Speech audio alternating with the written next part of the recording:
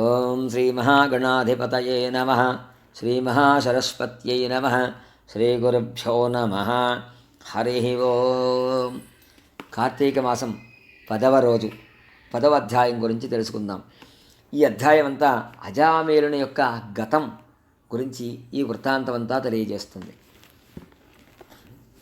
ఇప్పుడు వశిష్ఠ మహర్షి చెప్పిన అజామేలుని విషయాన్ని విన్న జనక మహారాజుకు ఆశ్చర్యం కలిగింది. మహర్షి, ఇది ఎలా సాధ్యమైంది? పరమ పాపాత్ముడైన అజామేలుని శ్రీహరి ఎందుకు కరుణించాడు? కరుణించడం ఏమిటి? ఇక మహాభక్తులకే దొరకని హరి సాన్నిధ్యం అతనికి ఎలా లభ్యమైంది? నాకంతా విశదీకరించండి అని అభ్యర్థించాడు జనక మహారాజు. అప్పుడు వశిష్ఠ మహర్షి చిరుగడ్డాన్ని నిమురుకుంటూ ఇలా చెబుతున్నాడు. రాజా, ఇందులో ఆశ్చర్యపోవలసింది ఏమీ లేదయ్యా. హరి మాయలు ఎవరికి అర్థం కావు. ఆయన ఎప్పుడు ఎవరిని కరుణిస్తాడో, ఎవరిపై ఆగ్రహిస్తాడో ఎవ్వరూ ఊహించలేరు. ఇంతకుముందు అధ్యాయాల్లో తెలుసుకున్నట్లుగా ధర్మకార్యాలనేవి చాలా సూక్ష్మంగా ఉంటాయి. మనం మంచివి అనుకున్నవి ఇతరుల దృష్టిలో చెడ్డవిగా అనిపించవచ్చు. అలాగే భగవంతుడి దృష్టిలో కూడా. అలాగే మనకు చెడ్డవిగా అనిపించినవి వారి దృష్టికి ముక్తినిచ్చేవిగా కనిపించవచ్చు. కాబట్టి దేన్ని మనం అంత తేలిగ్గా తీసివేయకూడదు. ఇది కూడా అటువంటిదే అన్నాడు. అప్పుడు అందుకు జనక మహారాజు వశిష్ఠుడికి ప్రణమిల్లి, ఓ తాపసోత్తమ, అసలు అజామేలుడు గత జన్మలో ఎవరయ్యా? ఆ జన్మలో అతను ఏ కార్యాలు చేశాడు? విష్ణుదూతలు ఇప్పుడు వైకుంఠానికి తీసుకుపోవడానికి వాటికి పూర్వజన్మకి ఏదైనా సంబంధం ఉందా? అజామేలుని వైకుంఠానికి తీసుకువెళ్ళిన తర్వాత ఏం జరిగింది? సవిస్తరంగా తెలియజేయాల్సింది అని అభ్యర్థించాడు. అప్పుడు మునిశ్రేష్ఠుడైన వశిష్ఠ మహర్షి జనక, అజామేలుని విష్ణుదూతల వైకుంఠానికి తీసుకువెళ్ళిన వెంటనే యమదూతలు ఉసూరుమంటూ తమ ప్రభువు వద్దకు చేరుకున్నారు. అయ్యా, తమ ఆజ్ఞ ప్రకారం అజామేలుని తీసుకువచ్చేందుకు మేము వెళ్ళాం. అయితే మా వెనకే అక్కడికి విష్ణుదూతలు కూడా వచ్చారు. మాతో వాదించి మా నుంచి అజామేలుని తీసుకుని విమానం ఎక్కించుకుని తమతో వైకుంఠానికి తీసుకుపోయారు. దాంతో చేసేది లేక నిష్ఠూరుస్తూ వెనక్కి వచ్చాము అంటూ నీరసంగా జరిగింది చెప్పారు. అయితే ఇంతవరకు ఇలా ఎప్పుడూ జరగలేదు. ఇప్పుడు ఇలా కావడానికి కారణం ఏమిటా అని తన దివ్య దృష్టితో జరిగింది తెలుసుకున్నాడు సమవర్తి. దాంతో నరకాధీశునికి జరిగిందంతా అవగతమైంది. అజామేలుడు చనిపోయే సమయంలో తెలియకపోయినా వైకుంఠవాసిని యొక్క మహిమాన్వితమైన దివ్యనామాన్ని స్మరించాడు. అందుకే విష్ణుదూతలు వచ్చి అతన్ని తమ లోకానికి తీసుకుపోయారు. తెలియక గాని తెలిసి గాని చనిపోయే సమయంలో హరిహరుల నామాన్ని స్మరిస్తే వారికి దివ్యలోకాలే ప్రాప్తిస్తాయి. అందుకు అజామేలుని వృత్తాంతమైన నిదర్శనం అనుకున్నాడు. కాబట్టి జనక మహారాజా, నీవు అడిగినట్లుగా అజామేలుడు గతంలో మహారాష్ట్ర దేశంలోని ఒక శివాలయంలో అర్చకత్వం నిర్వహించేవాడు. అతడు బాగా అందగాడు, ధనవంతుడు. దాంతో అతనికి గర్వం బాగా పెరిగిపోయింది. ఉండేది భగవంతుని వద్దనే అయినప్పటికీ ఎప్పుడూ మనసును శివునిపై లగ్నం చేసేవాడు కాదు. సహజంగా అతను ధనవంతుడైనప్పటికీ ఆలయంలో భక్తులు దైవానికి సమర్పించే దక్షిణలను సైతం దొంగిలించుకుపోయేవాడు. శివునికి నిత్య పూజ చేసేవాడు కాదు.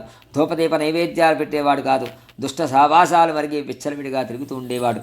ఒక్కోసారి ఆలయంలో శివలింగానికి ఎదురుగా పాదాలు ఉంచి పడుకునేవాడు. ఇతను అదే ఊళ్ళో ఉంటున్న ఒక పేద బ్రాహ్మణ స్త్రీతో అక్రమ సంబంధం పెట్టుకుని ఇంటికి రాకుండా ఆమెతోనే ఉంటూ కోరికలు తీర్చుకుంటూ ఉండేవాడు. ఆ స్త్రీకి అంతకుముందే పెళ్ళయింది. ఆమె భర్త ప్రతిరోజు ఇంటింటికి తిరిగి భిక్షాటన చేసి ద్రవ్యం తెస్తే గాని పూట గడిచేది కాదు. ఈమె కూడా అందంగా ఉండడంతో అర్చకుడు ఈమెతోనే ఉంటూ ఈమెతోనే ఎక్కువ కాలం గడిపేవాడు. తన కోరికలు తీరుస్తున్నందుకు ముద్దుగా గుళ్ళో వచ్చిన ధనాన్ని ఈమెకిచ్చేవాడు. సహజంగా పేదది కావడంతో ఆ ధనానికి ఆశపడి అర్చకుడిని విడిచి రావడానికి బ్రాహ్మణ స్త్రీ కూడా ఇష్టపడేది కాదు. ఆ విధంగా వీరిద్దరూ బాగా దగ్గరయ్యారు.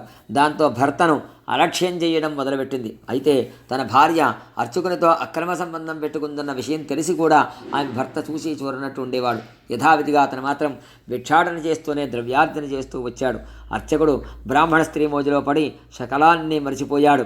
పూజలు, పురస్కారాలు, తల్లిదండ్రులు, భార్య, పిల్లలు ఎవరిని పట్టించుకునేవాడు కాదు. ఈమె కూడా భర్తను పట్టించుకోకుండా ఇతని వద్దనే గడుపుతూ గుర్తుకు వచ్చినప్పుడు మాత్రమే ఇంటికి వస్తూ ఉండేది. అలా రోజులు సాగుతున్నాయి. ఒకరోజు భిక్షాటన చేసి ఆ రోజు భిక్షాద్రవ్యం కొద్దిగా ఎక్కువగా రావడంతో వాటిని మోసుకుంటూ అలసిపోయి ఇంటికి వచ్చాడు బ్రాహ్మణ స్త్రీ యొక్క భర్త. యాచన కోసం తిరిగి బరువుతో నడుచుకుంటూ అలసిపోయాను, బాగా ఆకలిగా ఉంది, వెంటనే అన్నం వండు అని చెప్పాడు భర్త. అందుకు భార్య విసుక్కుంటూ భర్తను నోటికి వచ్చినట్లుగా తిట్టి తెచ్చిన పదార్థాలన్నీ చెల్లాచెదరు చేసింది. అప్పుడు ఆమె మనస్సంతా అర్చకునిపై నిండి ఉంది. ఎప్పుడెప్పుడు అతని వద్దకు వెళతామా అన్న కోరికతో రగిలిపోతూ ఉండగా భర్త వచ్చి అన్నం వండమనడంతో చికాకుపడి ఇష్టం వచ్చినట్టుగా భర్తను తిట్టిపోసింది. దాంతో ఇప్పటి వరకు తిరిగి రావడంతో బాగా అలసిపోయి ఉన్న భర్తకు నిస్సహాయత నిండుకుంది. దానికి కోపం తోడయింది. దాంతో భార్యను మూలనున్న దుడ్డుకర్ర తీసుకుని చావబాదాడు. అందుకు భార్య కూడా తక్కువ తినకుండా మరింత కోపంతో భర్త చేతి నుండి కర్ర లాక్కుని అతన్ని కూడా రెట్టింపుగా కొట్టి బయటకు దోసి తలుపులు వేసేసింది. భార్య చేసిన పనికి అవమాన భారంతో కుంగిపోతూ చేసేది లేక భార్య అన్న ఆమెతో కాపురం అన్న విసుగు పుట్టి బ్రతికున్నంత వరకు ఇంటికి రాకూడదని నిశ్చయించుకుని దేశాటనికి వెళ్ళిపోయాడు ఆమె భర్త ఇల్లు విడిచి వెళ్ళిపోవడంతో ఇక తనకు అడ్డం పోయిందని సంతోషపడి ఆ కాముక ఇల్లాలు అర్చకునితో కామం తీర్చుకుంటూనే ఇతర సమయాల్లో దారిని పోయే వారిని కూడా రెచ్చగొట్టి లోనికి పిలిపించుకుని వారితో కూడా కోరికలు తీర్చుకునేది. ఒకరోజు బాగా రాత్రిపూట బాగా ముస్తాబై వీధి అరుగుపై కూర్చుని ఉన్న సమయంలో ఒక చాకలివాడు కూడా ఆ దారిని పోతూ కనిపించాడు. అప్పటి వరకు ఆ రోజు ఆమెకు కోరిక తీర్చుకునేందుకు ఎవ్వరూ కనిపించలేదు. కామం పుసలు కొడుతూ ఆమెపై రంకెలేస్తోంది. ఇక ఆగలేక ఆ చాకలివాడిని చేయి పట్టుకుని ఇంట్లోకి లాక్కుని వచ్చి అతనిపై పడి తన కోరిక తీర్చుకునేందుకు సిద్ధపడింది. అప్పుడు ఆ చాకలివాడు ఆమెను తోసివేసమ్మా, నీవు బ్రాహ్మణ ఇల్లాలివి, నేను నీచ కులస్తుణ్ణి, మీరు ఇలా ప్రవర్తించడం భావ్యం కాదు, మీతో నేను ఇలాంటి పాపం పని చేయలేను అని అక్కడి నుండి వెళ్ళిపోయాడు. చాకలివాని అమాయకత్వానికి లోపల నవ్వుకుందా భోగిని. అక్కడ నుంచి గ్రామంలోని శివాలయానికి వెళ్ళి అర్చకుడిని రతిక్రీడకు కవ్వించింది. ఆ రాత్రంతా అతనితో గడిపి ఉదయమే ఇంటికి వచ్చింది. ఉన్నట్టుండి ఎవరో తనకు జ్ఞానోదయం చేస్తున్నట్టుగా అనిపించింది. ఇంటికి వచ్చిన తర్వాత అయ్యో నేను ఇప్పటివరకు ఎంత పాపం చేశాను, అగ్నిసాక్షిగా పెళ్ళాడిన భర్తను కొట్టి తిట్టి ఇంటి నుండి వెళ్ళగొట్టాను, అశాశ్వతమైన కోరికలు తీర్చుకునేందుకు క్షమించరాని పాపాలు చేశాను అంటూ లోపల పశ్చాత్తాపంతో కుమిలిపోయింది. తన భర్త ఎక్కడ ఉన్నాడో తెలుసుకుని తీసుకురావలసిందిగా తెలిసిన వారిని ఒకరిని పంపించింది. దారి భత్యాల కోసం అతనికి కొంత ధనాన్నిచ్చి మరీ పంపించింది. మొత్తానికి ఈమె చేసుకున్న పూర్వపుణ్యం వల్ల భర్త కొన్ని రోజులకు ఇంటికి తిరిగి వచ్చాడు. భర్తను చూసి క్షణం కూడా ఆగకుండా చేసిన తప్పులను మన్నించమని క్షమించమని అతని పాదాలపై పడి వేడుకుంది. భర్త కూడా ఆమెను దగ్గరకు తీసుకున్నాడు. అప్పటి నుండి వారిద్దరూ అన్యోన్యంగా కలిసి కాపురం చేసుకుంటున్నారు. ఇలా రోజులు గడుస్తున్నాయి. శివాలయంలో పనిచేసే అర్చకునికి అతను చేసిన దారుణమైన దుశ్చర్యలకు ఫలంగా దుర్భరమైన వ్యాధి సోకి రోజురోజుకి అతని ఆరోగ్యం క్షీణించడం ప్రారంభమైంది. వ్యాధి రాను ముదిరిపోయి కొన్నాళ్ళకు అతను మరణించాడు. చేసిన పాపాలకు ఫలితంగా రౌరవాది నరకాల్లో పడి నానా బాధలు అనుభవించాడు. చివరకు చాలా జన్మల తర్వాత అనంతరం మనుష్య రూపంలో సత్యవ్రతుడనే బ్రాహ్మణోత్తముడికి కుమారుడిగా జన్మించాడు.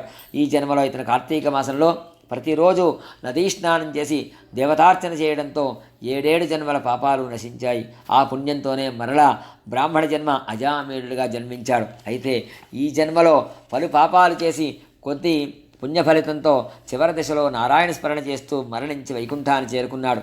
ఇక యాచక బ్రాహ్మణుడి యొక్క భార్య అయిన కాముకురాలు కూడా అంతు చిక్కని రోగాల బారిన పడి తీసుకుని మరణించింది. అనంతరం ఎన్నో నరకాలను అనుభవించి ఒక మాలవాని ఇంటిలో పుట్టింది. ఆ మాలవాడు తనకు పుట్టిన ఆ పిల్ల జాతకాన్ని చూపించాడు. అప్పుడు ఈమె తండ్రి గండంతో పుట్టిందని తెలియడంతో ఆ మాలవాడు ఆ శిశువును తీసుకుపోయి అడవిలో వదిలిపెట్టాడు. అదే సమయంలో ఆ దారిన ఒక బ్రాహ్మణుడు వెళుతున్నాడు. ఆడ శిశువు ఏడుపు విని జాలితో తన తీసుకువెళ్ళి తన దాసికిచ్చి పెంచమని చెప్పాడు. ఆ బాలికే అజామేలుడు ప్రేమించిన బాలిక. ఇది అజామేలుడు ఆ కాముకురాళ్ల పూర్వజన్మ వృత్తాంతం. కాబట్టి నిర్మలమైన మనస్సుతో శ్రీహరిని ధ్యానించడం, క్రమం తప్పకుండా తోచినంత దాన ధర్మాలు చేయడం, శ్రీహరి కథలను శ్రద్ధగా ఆలకించడం, కార్తీక మాసంలో సాధ్యమైనంత వరకు ప్రతిరోజు స్నానం చేయడం వల్ల ఎలాంటి పాపాన్నైనా పోగొట్టుకోవచ్చని ఈ కథల వల్ల తెలుస్తోంది కదా. కాబట్టి రాజా, నీవు నీ ప్రజలు ఇలాంటి చిన్న కార్యాలు కూడా చేస్తూ మోక్షాన్ని పొందండి అని వశిష్ఠ మహర్షి జనక మహారాజుకు తెలియజేశాడు. ఇది స్కాంద పురాణాంతర్గత వశిష్ఠ ప్రోక్త కార్తీక మాహాత్మ్యమందలి 10వ సమాప్త. గోవిందా గోవింద. ఓం నమో భగవతే వాసుదేవాయ.